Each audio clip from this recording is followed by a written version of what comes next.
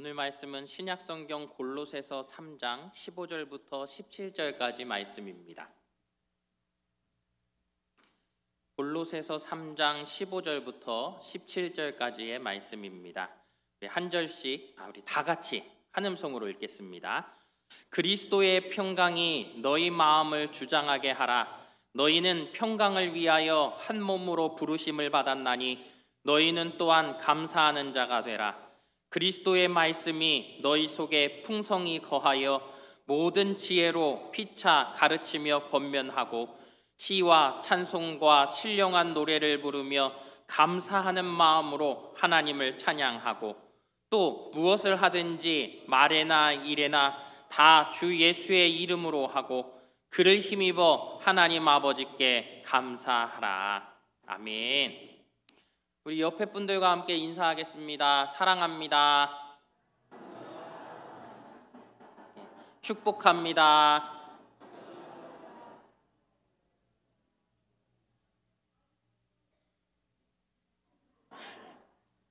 우리 민영순 권사님 개그 본능이 있으신 것 같아요.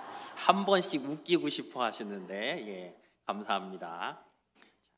우리가 주일 오후 지금 골로새서에 대한 말씀을 계속 듣고 있지요. 골로새서 3장의 말씀들을 보면서 우리에게 많은 것들을 하나님께서 가르쳐 주시려 하고 또 우리가 배우기를 원하시지요.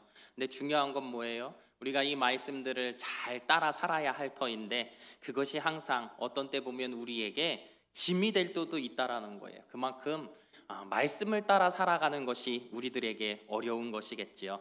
그러나 성경은 계속해서 우리에게 말씀으로 권면하고 있습니다.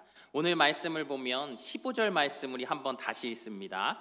그리스도의 평강이 너희 마음을 주장하게 하라. 너희는 평강을 위하여 한 몸으로 부르심을 받았나니 너희는 또한 감사하는 자가 되라. 아멘. 평강을 이야기하고 있습니다. 그런데 여러분 보십시오. 우리가 살아가는 이 세상이 정말로 그 안에 평강이 있습니까? 우리가 살아가는 세상이 너무도 평강이 없는 세상이라는 거예요. 그러나 세상은 어때요? 매일 이야기하는 것이 정치하는 사람들 보면 평화를 이야기하지요. 자신이 그 평화를 만들겠노라고, 지금 없는 그 평안을 우리가 누리게 하겠노라고 끊임없이 그 방안들을 쏟아내고 있지 않습니까? 그러나 가만 보면 하나도 또 이루어진 것이 없다라는 거예요. 그만큼 세상은 우리에게 그 평강을 주기가 쉽지 않다라는 것입니다. 그러나 하나님께서는 우리 성도들을 이 평강을 위하여 한 몸으로 부름받은 자다라고 오늘 성경에 우리에게 말씀하십니다. 그렇다면 이 평강이라는 것, 이 평화라는 것, 성경이 이야기하고 있는 그것은 과연 무엇입니까? 바로 그리스도의 평강입니다. 즉 예수께서 주시는 평강이며 예수 때문에 생긴 평강이 바로 하나님께서 우리에게 주시는 그 평강이라는 사실이에요. 그러나 세상 사람들이 이 평강을 왜 누리지 못합니까? 그것은 가만 생각해 보면 이들은 너무도 바쁩니다. 세상을 살아가고 있는 우리들도 마찬가지일 거예요. 내가 주님으로 만족하지 못한다면 나는 계속하여 무엇에 쫓긴 듯 살아갈 수밖에 없다라는 거예요. 영끌이라는 단어를 여러분 아시지요? 요즘 젊은 사람들이 내 영혼까지 끌어다가 집을 사야 된다라고 이야기합니다. 내 영혼까지 끌어다가 주식을 사야 된다고 이야기합니다. 내 영혼을 끌어다가 어떻게든 이 코인을 사야 된다라고 이야기합니다. 다 왜 그런 거예요? 그들의 인생이 불안하기 때문인 것이지요. 만족할 수 없어요. 왜? 누군가 내 뒤를 항상 쫓아오는 것 같고 내가 가진 것 가지고는 아직도 이 세상을 살아가는데 부족함이 있다라는 생각을 하기 때문이지요. 그러니 여러분, 이들의 삶 속에서 평강이라는 것이 있을 수 있겠습니까? 참 쉽지 않다라는 거예요. 그러나 예수께서 이 땅 가운데 오셔서 우리로 평강을 알게 하셨지요. 그것은 무엇입니까? 아무런 자격도 아무런 공로도 없는 우리들에게 주님의 그 사랑, 그 귀한 선물, 생명을 내어 주셨다라는 거예요. 세상은 우리에게 끊임없이 자격을 요구합니다. 세상은 끊임없이 우리에게 어떠한 공로가 있냐고 물어봅니다. 그러나 주님께서는 우리에게 그러한 아무것도 묻지 않은 채 우리에게 주님의 그 사랑을 나누어 주셨다라는 거예요. 그러니 어떻습니까? 그 주님이 주신 그 완전한 사랑은 우리가 받기만 하면, 믿음으로 받기만 하면 우리는 평강한 삶을 살아갈 수 있게 되어진다라는 사실입니다. 그런데 여러분, 세상 사람들이 말하는 그 평강이라는 것, 그들이 누리고자 하는 평화라는 것, 그것은 어떠한 것입니까? 다른 것이 아니라 어쩌면 인생에 어려움이 없는 것, 그들에게 닥친 어떤 환난이 없는 것을 그들은 평강이라고 얘기할지도 모릅니다.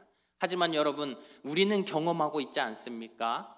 그 평강이라는 것, 그들이 이야기하는 평강이라는 것이 과연 가능한 것입니까? 매일매일 몰려오는 내 삶 속에 문제들이 있는데 어떻게 그들이 이야기하는 그 평강이 가능할 수 있겠습니까?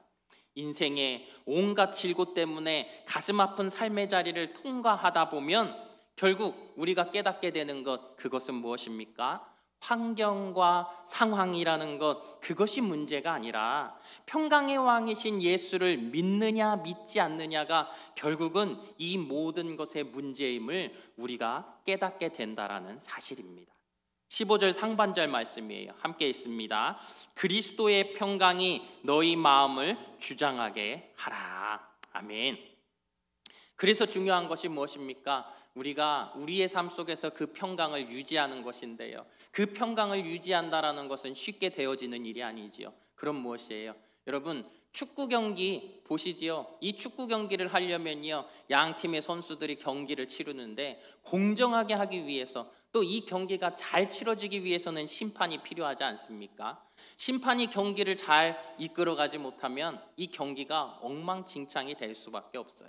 마찬가지입니다. 주께서 주신 이 세상 속에서 우리가 살아가는 동안에 우리가 이 경기를 잘 치르기 위해서는 심판의 지시대로, 심판이 주관하는 대로 따라가야 하는 것이지요. 마찬가지로 이 땅을 살아가는 우리들에게서 주님께서 주시는 그 평강을 내가 온전히 주님께서 이끌어가는 대로 내가 맡기고 살아가는 것이 우리에게 필요하다라는 거예요. 그런데 우리 삶을 한번 돌아보세요. 여러분, 매일의 삶 속에서 우리는 염려와 근심으로 살아가고 있지 않냐라는 거예요. 자녀의 문제만 나오면 그 앞에서 우리는 한없이 무너져 내립니다.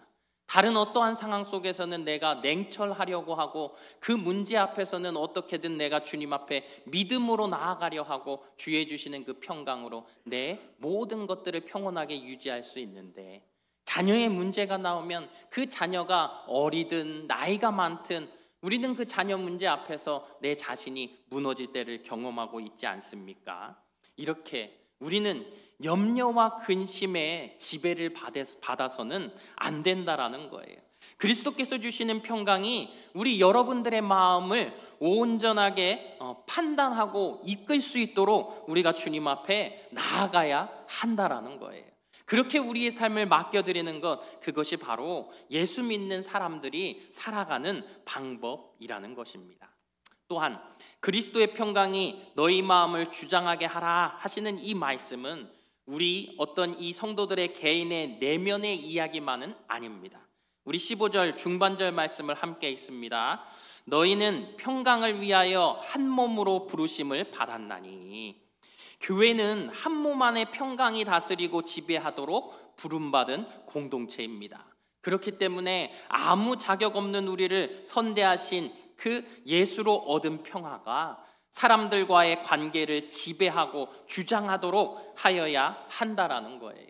여러분, 우리의 삶을 보십시오. 옆 사람들이 조금만 누구 손주의 자랑을 하더라도, 또 아니면 자식 자랑을 하더라도 우린 어때요?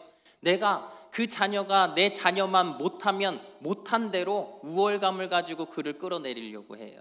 그가 또 좀 뭔가 내 자녀가 그들보다 열등감이 있으면 열등감이 있는 대로 또 끌어내리려고 한다라는 거예요. 이게 바로 인간의 습성이라는 것이지요. 그러한 정욕적 싸움이 우리 안에 있다라는 거예요. 그러나 성경은 그런 정욕에 지지 말고 우리가 그리스도의 평강이 우리 마음을 지배하도록 다스려라 라고 말씀하고 계시다라는 거예요. 그럴 때 우리가 그 평강이 우리 안에 임할 수 있는 것입니다. 그래서 주님께서는요, 우리 남녀가 부부가 되어서 가정을 이룰 수 있도록 하시지요. 그리고 이 가정 가운데서 우리를 연단케 하시고 우리가 훈련될 수 있도록 만들어 가신다라는 거예요. 여러분, 아내를 보면서 어때요? 아내를 보면서, 남편을 보면서 어때요? 우리 강계봉 장로님이 너무 멋있어지셔서 막 눈에 확 들어오는데, 그런 강계봉 장로님일지라도 우리 이성분 권사님이 보면 마음에 안 들 수 있어요. 그렇죠? 이성분 권사님 어디 계세요? 맞대요. 마음에 안 들 수 있어요. 그런데 여러분, 그 사실을 아십니까? 내가 마음에 안 들어하는 그 상대를 사람들이 보면서 뭐라 그래요? 아우, 두 분이 똑 닮았어요. 결국 무슨 이야기입니까? 부부가 될 수 있었던 것은 우리가 너무도 비슷하기 때문이겠지요. 남편을 내가 세워주지 않아요? 아내를 세워주지 않아요? 그것 결국 무엇입니까?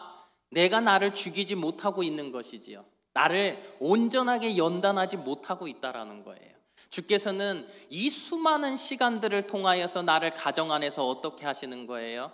그 아내를, 그 남편을 바라볼 수 있게 하시는 것이지요. 그것이 우리에게 주시는 연단이에요. 자녀들은 또한 어떻습니까? 이 자녀들 또한 마찬가지이지요. 너무도 이 자녀들을 키우며 어려움이 많아요. 우리의 생각과 그들의 생각은 너무 다르다라는 거예요. 그러나 어떻습니까? 주의 말씀으로 양육하며 그들을 위해 기도할 때 그 삶이라는 것이 무엇인가? 세상에 빠져 있는 것 같고 우리가 생각하는 주의 길 가운데서 벗어나 있는 것 같지만 시간이 흐르면서 그들이 주님 앞으로 나오고 있는 것들을 우리가 보게 되지 않습니까? 이렇게 하나님께서는 우리 가정을, 우리 모두의 이 마음의 연단, 우리 마음의 그 평강을 가질 수 있도록 하나님께서 우리를 훈련하신다라는 거예요. 그렇게 훈련이 되면 어때요? 우리가 그러한 훈련된 모습으로 다른 사람들을 대할 때 그때에 그들과의 관계 속에서 그들은 우리에게서 나타나는 예수 그리스도의 모습, 예수 그리스도의 사랑, 그 평강을 그들이 누리고 볼 수 있게 되어진다라는 것입니다. 하나님은 쉼이 없는 이 세상 사람들이 여러분을 만날 때마다 안식과 자유를 경험할 수 있도록 그리스도의 평강이 너희 마음을 주장하게 하라 말씀하고 계신 것입니다. 그러려면 어때야 돼요, 여러분? 내 표정 관리 상당히 중요합니다. 내 얼굴이 항상 웃는 얼굴이어야 된다라는 거예요. 옆에 분들 한번 보세요. 웃는 얼굴인가요? 너무 지금 보면 아름다운 얼굴이에요. 이 얼굴이 매일 유지돼야 되는 거예요. 항상 유지돼야 되는 거예요.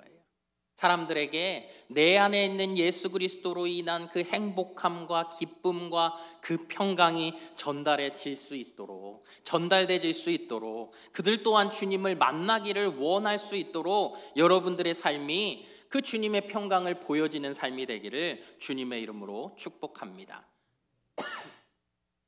그렇다면 우리가 이 세상을 살아갈 때 평강이 우리 마음을 주장하려면 무엇이 우리에게 필요한 것입니까? 16절 말씀을 봅니다. 함께 있습니다. 그리스도의 말씀이 너희 속에 풍성히 거하여 모든 지혜로 피차 가르치며 권면하고 시와 찬송과 신령한 노래를 부르며 감사하는 마음으로 하나님을 찬양하고. 아멘. 평강이 우리 마음을 주장하려면 우리 안에 그리스도의 말씀이 풍성하게 거하여야 한다라는 거예요. 여러분, 우리의 이 마음속에 주의 말씀이 풍성하게 거하지 않으면 어떻게 됩니까? 세상의 것들이 내 눈을 가린다라는 거예요.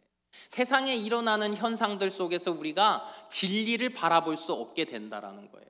요즘 보세요, 여러분. 예전에는 공영방송이라는 것이 뉴스를 좀 더 공정하게 방송하기 위해서 애썼었는데 요즘 사람들은 공정하게 방송하는 것을 별로 원치 않습니다. 그래서 어때요? 자기들만의 어떤 정치색을 가진 그 유튜브를 틀어놓고 그 방송을 편향적으로 듣는다라는 것이죠. 그래서 뭐예요?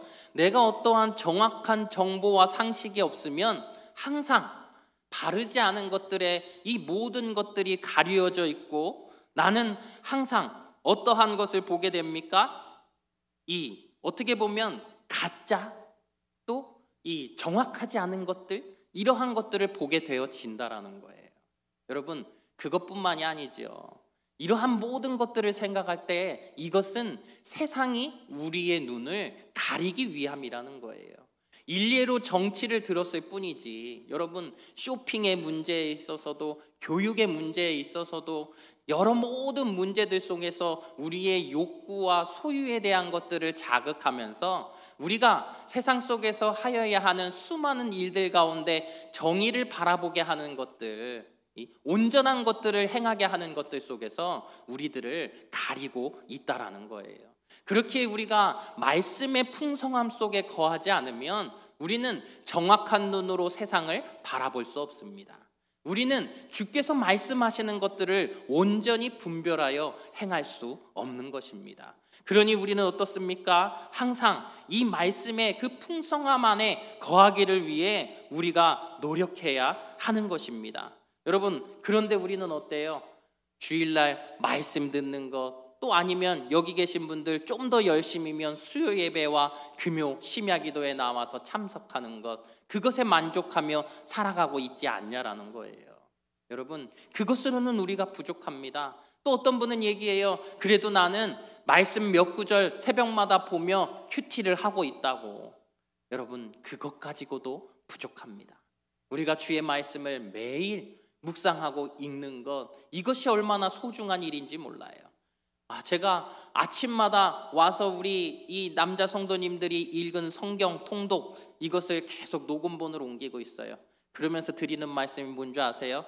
이거 일독된 거 다 되면 자녀들한테 보내드리려고요. 그리고 또 말씀드리는 게 있어요. 뭔지 아세요? 장로님 돌아가시는 날 거기 그 병원에 가서 제가 장례식장에 장로님이 읽은 그 성경 통독을 틀어놓으려고요. 그런 말씀을 드립니다. 왜 그런 거예요? 그만큼 이 말씀 통독을 하고 있는 부분들이 너무도 중요하기 때문이겠죠. 아직도 동참하지 않으신 분들은 어떻게 해야 돼요? 지금 광고하는 거예요. 동참하셔야 돼요. 빨리 동참하세요. 빨리 동참하셔서 우리의 매일의 삶 속에서 이 풍성한 말씀을 여러분들이 누리며 사시기를 바랍니다. 나의 입과 나의 모든 행동 속에서 이 말씀이 묻어나야 하는 거예요. 여러분, 또 있습니다. 우리가 셀 리더, 셀 강사, 이분들 여러분 말씀을 열심히 가르치고 셀을 이끌어가요. 이거 힘든 일이지요? 힘든가요? 안 힘든가요? 너무 힘든 일이에요. 한 분한테 부탁을 드려서 내년에는 좀 셀 임원으로 좀 어떻게 수고를 해주실 수 없어요? 그러면 전 바빠서요. 저는 그릇이 안 돼서요. 한결같이 하시는 말씀 아니냐고요. 그런데 여러분 명심하십시오. 셀 리더, 셀 강사, 이분들은 말씀을 가르치는 역할, 그것이 그들에게 주어진 모든 임무가 아니라는 거예요. 그럼 무엇입니까? 셀 모두가 가르치는 자가 될 수 있도록 세우는 것이 그 역할이라는 거예요. 우리 셀이라는 것은요, 여러분, 누군가의 가르침을 받기 위해서 모이는 것이 아닙니다. 그 가르침만을 가지고 끝나는 것이라면 우리 셀이 모든 역할을 감당하는 것이 아니라는 거예요. 말씀을 우리가 나누고 그 나눔을 통하여서 서로에게 권면하고 서로를 세워가는 것, 그것이 바로 셀의 역할이라는 거예요. 한 사람만의 이야기로 이 셀이 돌아가는 것이 아니라 모두가 내가 그 말씀을 묵상하고 그 말씀을 나눔으로 말미암아 서로 피차 권면함으로 세워나가는 것이 바로 우리의 셀이라는 거예요. 그렇다면 여러분, 이 권면이라는 것이 무슨 말입니까? 그러니까 잘못된 자리에 있는 것을 제자리로 돌이킨다라는 의미, 이것이 바로 권면이라는 거예요. 그런데 우리 성도들은 어때요? 잘못된 것을 이렇게 가르쳐주라 그러면 너무 쉽지 않아요. 왜요? 한국 사람의 정서가 잘 맞지 않는 거죠. 그런데 가르치긴 할 때가 있어요. 어떻게 해요? 쌓이고 쌓이다가 폭발해서 그것을 막 쏟아내는 것이지요. 여러분, 그것은 옳은 것이 아닙니다. 그것은 서로에게 상처가 되는 것입니다. 성경이 말하는 권면은 어떤 권면입니까? 피차 말씀 안에서 주께서 하듯이 정말 사랑으로 그에게 그가 잘못하고 있는 일들이 있다면 그것을 지적하여 주는 거예요. 그의 인격이 상하지 않도록, 마음이 상하지 않도록 그에게 주님의 말씀으로 그에게 권면하는 것, 그것이 바로 우리에게 필요한 권면이라는 사실입니다. 그런데 어떤 성도님들 그래요. 찾아와서 목사님, 저는 말할 수 없어요. 목사님이 좀 얘기해 주세요. 여러분, 그것이 옳은 것만은 아니라는 거예요. 목사의 권면도 있지만 여러분들이 함께 말씀을 나누며 삶을 나누며 서로가 서로에게 신뢰를 줬기 때문에 그 신뢰 안에서 성도가 성도에게 권면하는 것, 그것도 중요한 우리 셀의 역할이라는 것입니다. 그것이 어떻게 가능할 수 있다고요? 말씀이 풍성하여 질 때, 우리 안에 말씀이 풍성해지면 내가 그것들을 받아들일 수 있는 준비가 되어지는 거예요. 나 또한 그것을 말할 수 있는 준비가 되어지는 거예요. 그 준비가 되어지지 않기 때문에 말하는 자도 듣는 자도 상처가 되어지는 것입니다. 그러니 여러분, 우리가 우리 셀 안에서 말씀이 더욱더 풍성하여질 수 있도록 첫째는 말씀을 서로에게 권면하며 가르칠 수 있는 우리 성도님들이 되시기를 바랍니다. 그리고 둘째는 나아가 여러분들의 삶 속에서 누군가 나에게 이것이 말씀에 빗대어 부족함이 있다고 이야기하면 받아들일 수 있는 마음의 평강이 있으시기를 바랍니다. 그리고 여러분 또한 누군가의 그 잘못된 것들을 봤을 때 말씀을 사랑으로 그들에게 권면할 수 있기를 바랍니다. 그럴 때 주님께서 오늘도 말씀하시는 건 뭐냐면, 그 다음으로 우리가 이 세상을 살아갈 때 평강이 우리를 주장하려면 우리에게 주의 이름으로 하라고 말씀하시는 거예요. 17절 상반절 말씀 함께 있습니다. 또 무엇을 하든지 말에나 일에나 다 주 예수의 이름으로 하고, 말을 할 때도 일을 할 때도 다 주의 이름으로 하라는 거예요. 예수의 이름으로 하라는 것이지요. 왜 그렇습니까? 우리가 살아가고 있는 이 땅 가운데 우리가 부름을 받은 것은 바로 주님을 대리하는 자로 이 땅에 보내심을 받았다라는 거예요. 나라는 사람은 내 개인의 삶만 사는 것이 아니라 주께서 명하신 것을 이 땅에 이루기 위해서 우리가 살아가고 있다라는 거예요. 그러니 어때요? 내가 무엇을 하든지 주의 이름으로 하는 거예요. 내가 부족해 보이지요? 내가 연약해 보이지요? 하지만 주의 이름으로 하다 보면 어떻습니까? 내가 그 주의 이름에 먹칠하지 않기 위해서, 거기에 걸맞는 사람이 되기 위해서 내가 노력하게 되는 것은 아니겠습니까? 제가 가장 좋아하는 이야기가 있어요. 어딘가 누군가와 함께 갔을 때 그 주변에 있는 사람들이 저를 보면서 혹시 목사님이세요? 할 때, 목사 같다라는 이야기를 들을 때가 가장 행복합니다. 삶은 어떤지 모르겠지만 생긴 거라도 일단 목사 같다라는 이야기를 들으면 그렇게 좋을 수가 없어요. 부족한 자이니까. 저는 그런 생각을 해요. 여러분들의 삶을 보면서 참 존경하는데요, 제가 목사가 아니었다면 과연 이렇게 여러분들처럼 믿음 생활할 수 있을까? 그래서 감사할 때가 너무 많아요. 목사니까 매어 있잖아요. 목사니까 그래도 말씀을 붙들고 있잖아요. 그렇게 주님을 닮아가려고 조금이라도 노력하니 목사 같다라는 이야기, 그럼 그것은 결국 주님을 닮아가고 있다라는 것이겠지요. 그러니 거기에 행복한 마음을 갖는 것이지요. 여러분, 여러분들에게도 그러한 은혜가 있었으면 좋겠어요. 세상 사람들이 저에게 이야기했던 목사 같아요, 성도 같아요, 교회 다니는 사람 같아요, 세상 사람들이 인정해주는 그런 것이 아니라 정말로 이 예수가 내 삶 속에 묻어나서 세상 사람들이 봤을 때 그 예수 그리스도가 느껴질 수 있는 삶, 그것이 여러분들의 삶이 되기를 주님의 이름으로 축복합니다.